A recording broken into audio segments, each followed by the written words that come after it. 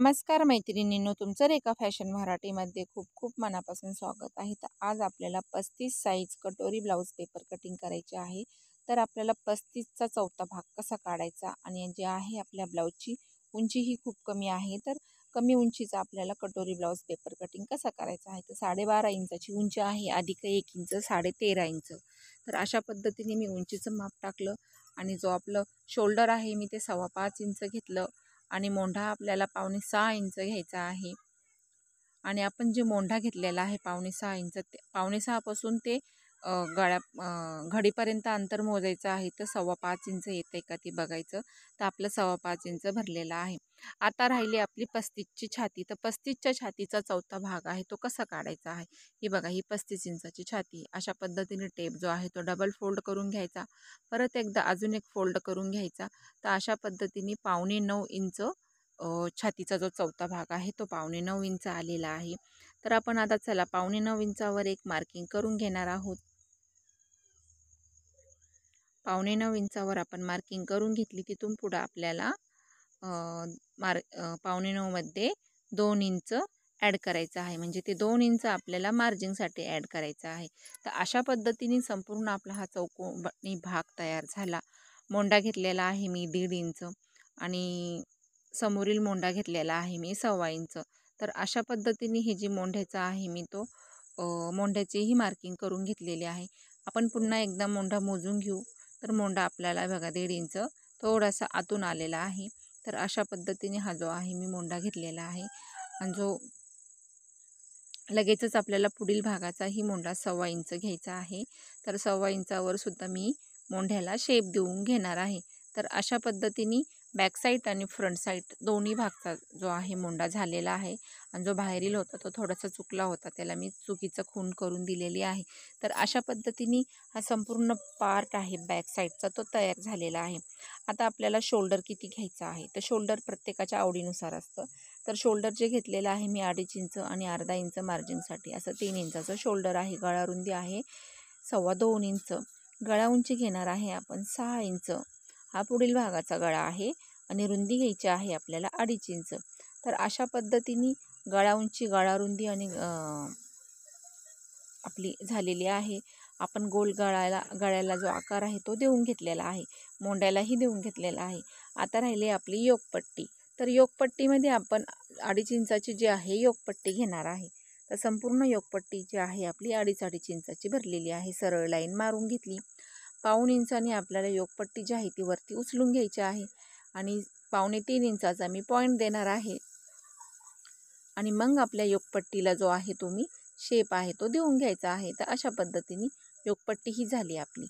आता आपल्याला छातीचा जो आहे पॉईंट काढायचा आहे. तर बघा 11.25 इंचाचा आपल्याला निम्म करायचा आहे.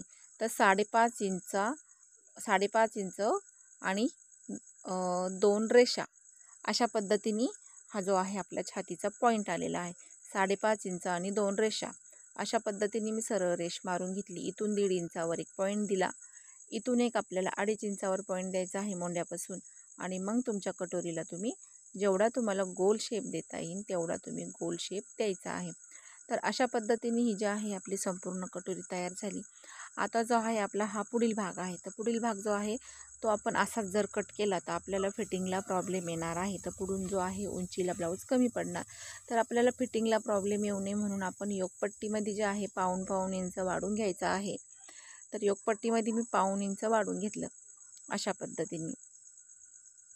हे मात्र विसरायचं नाही, योकपट्टीमध्ये 1.25 इंच वाढून घ्यायचं आहे. चला आता आपण कटिंग करू.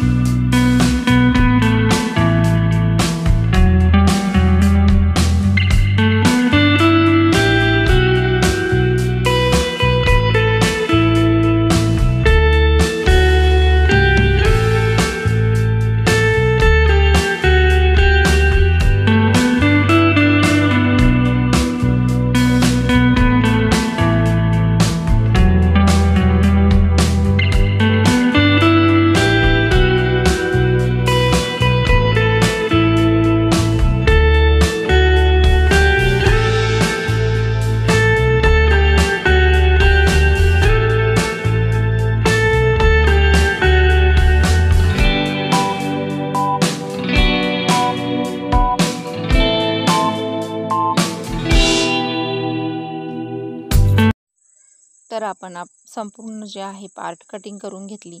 हे बघा मोंढ्याचा जो आहे मी आकार देऊन घेणार आहे बॅक साईडचा, आणि आपल्याला गळा उंची घ्यायची आहे। बॅक साईडचा मोंढ्याचा आकार देऊन झाला। गळा आहे 3.5 इंच, अर्धा इंच ॲड करून 4 इंचाचा गळा घेतला। रुंदी घेतली आपण 2.5 इंच, रुंदी घेतली वरून परत 2.25 इंच। अशा पद्धतीने मी सरळ रेष मारून घेतली आणि तुम्हाला जो गळा आवडेल त्या आवडीनुसार तुम्ही तुमच्या गळ्याला शेप देऊन घ्यायचा आहे। आता आपल्याला आडवा टक्स आहे तो 4.5 इंच घ्यायचा।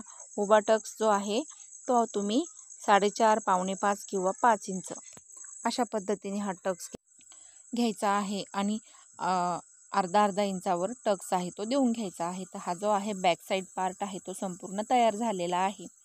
आता आपल्याला वाढीव कटोरी तयार करायची आहे। ते बघा ही जी आहे आपली कटोरी आहे, ह्या कटोरीला हाय तसंच आपल्याला आखून घ्यायचं आहे। तर अशा पद्धतीने आपण ही कटोरी आहे ती संपूर्ण आखून घेतलेली आहे। कटोरी मात्र आपली थोडीसुद्धा हल्ली नाही पाहिजे। जर कटोरी जर हल्ली तर आपलं जे आहे माप चुकणार आहे, कटोरी कमी जास्त होणार आहे। तर अशा पद्धतीने आहे बघा कटोरी आपण आखून घेतली। तर इथून आपल्याला 1.5 इंच वाढवायचं आहे। ह्या कडेनी 1.5 इंच वाढून घ्यायचं आणि याही कडेनी 1.5 इंच वाढून घ्यायचं आणि पूर्ण कटोरी मोजून घ्यायची। बरोबर आपली 8.25 इंच भरलेली आहे। तर अशा पद्धतीने कटोरीचा जो आहे पॉईंट आहे तो काढून घ्यायचा। ते बघा मध्य सेंटर मी काढून घेतलेला आहे टेप फोल्ड करून, आणि वरती जो आहे आपल्याला 1 इंच घ्यायचा, खालती आहे आपण 1.5 इंच घेणार आहे। तर अशा पद्धतीने आपला संपूर्ण टक्स आहे तो 2.5 इंचाचा भरलेला आहे। इथून 1.5 आणि हा जो आहे मधला 2.5 इंच हा मात्र लक्षात ठेवायचा। आणि मग तुम्ही पट्टी घ्यायची, पट्टीच्या सहाय्याने हा 1.5 ह्या 2.5ला जॉईंट करायचा आणि हाही 1.5 ह्या 2.5ला जॉईंट करून घ्यायचा। इथून जो आहे पाव इंच वाढवून घ्यायचं आणि इथं एक तिरकी लाईन मारून घ्यायची आहे आपल्याला। आणि कटोरीला तुम्हाला जेवढा गोल शेप देता येईल तेवढा तुमच्या कटोरीला तुम्ही गोल शेप द्यायचा आहे। तर गोल शेप दिल्यामुळं काय होणार आहे, तुमच्या कटोरीला आकार आणि उकार खूप छान येणार आहे। तर अशा पद्धतीने ही जी आहे आपली 35 साईज कटोरी ब्लाऊज पेपर कटिंग जी आहे ती आपली तयार झालेली आहे। तर आता चला आपण या कटोरीची लगेचच कटिंग करून घेणार आहोत। संपूर्ण आपल्या कटोरीची कटिंग झाल्यानंतर आपल्याला आपल्या कटोरीला जो टक्स पॉईंट आहे तो किती आहे तोही आपण लगेच सांगणार आहे मी तुम्हाला। तर हे बघा अशा पद्धतीने ही कटोरी आहे संपूर्ण कटिंग झाली आणि हे बघा फोल्ड करून घेतलेला आहे। 2.5 इंचाचा उभा जो टक्स आहे तो 2.5 इंच आहे, आडवा आहे तो 1.5 इंच आहे।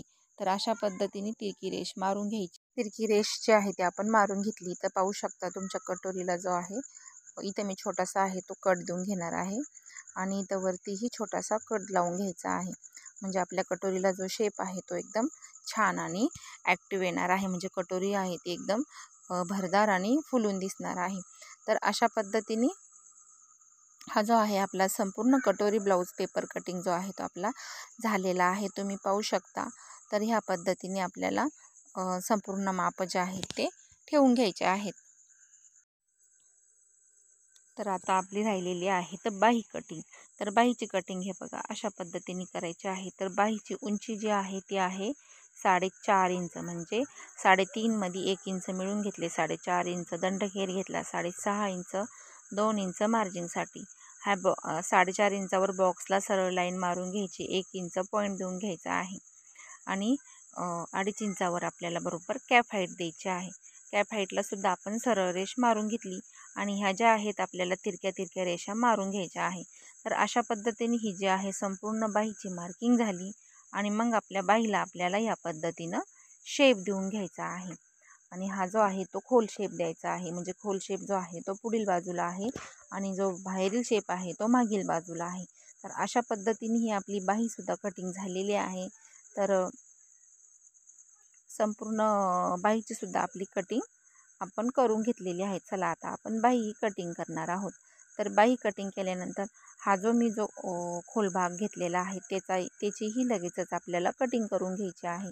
तर पाहू शकता आपली बाही आहे ती एकदम छान आणि व्यवस्थित कटिंग करून झालेली आहे। तर अशा पद्धतीने जे एक्स्ट्रा पेपर आहे तो पण आपण कटिंग करून घेतला, टक्समध्ये मारून घेतलेला आहे। ही पाहू शकता, ही झाली आपली संपूर्ण बाही कटिंग बॅक साईड आणि हा जो आहे तो फ्रंट साईड. तर अशा पद्धतीने संपूर्ण माप आपले कटिंग करून झालेले आहे. तर व्हिडिओ जर आवडला व्हिडिओला लाईक करा, चॅनलवर नवीन असेल तर चॅनलला सबस्क्राईब करा. व्हिडिओ बघितल्याबद्दल धन्यवाद.